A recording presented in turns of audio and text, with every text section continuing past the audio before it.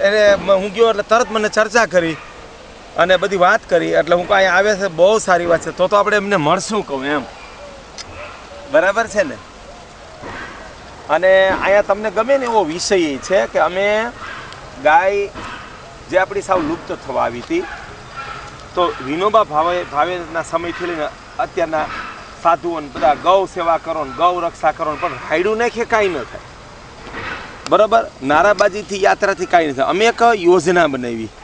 આખી કે ભાઈ લોકો ગાય પાડે ઘરે અને પોતાના આંગણે જાતવાન ક્વોલિટી ગાય પાડે પછી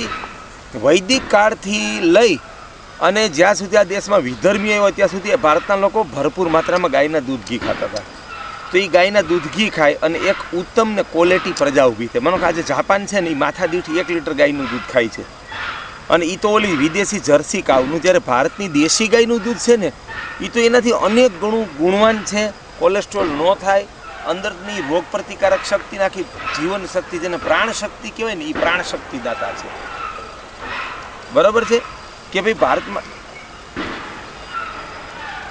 એમ હા અને એટલે હું ભારત પાછો ખેતી પ્રધાન દેશ તો ખેતીનો પ્રાણ પાણી છે તો પાણી બધા આખા પશ્ચિમ ભારતમાં ખલાસ થઈ ગયા હતા તો એ પાણી રોકાય અને લોકો જળરક્ષા જાતે કરે અને ગામને પાણીથી 12 માસી સ્વાવલંબી કરે કે 12 મહિના પાણી મળવું જોઈએ એટલે એ અમે પ્રેક્ટિકલ કરી બતાવી સરકાર અચંબામાં પડી ગઈ સરકારને ખબર નહોતી કે એક ગામમાં 2